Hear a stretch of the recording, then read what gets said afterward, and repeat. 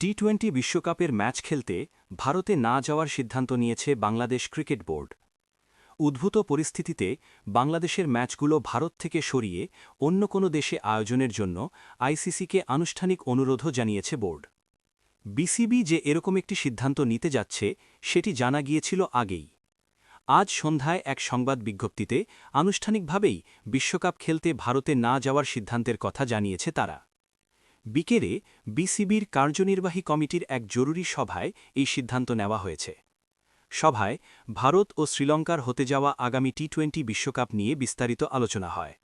বিশেষ করে গত ২৪ ঘণ্টার কিছু ঘটনাবলী এবং সার্বিক পরিস্থিতি বিবেচনায় নিয়ে ভারতে বাংলাদেশের ম্যাচগুলো খেলা নিয়ে গভীর উদ্বেগ প্রকাশ করেন বোর্ড পরিচালকেরা।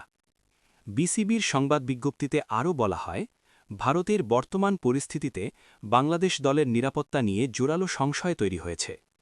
সার্বিক নিরাপত্তা পরিস্থিতি বিশ্লেষণ এবং বাংলাদেশ সরকারের পরামর্শ আমলে নিয়ে বোর্ড এই সিদ্ধান্তে পৌঁছেছে যে বর্তমান অবস্থায় জাতীয় দলকে টি-20 বিশ্বকাপ খেলতে ভারত পাঠানো হবে না।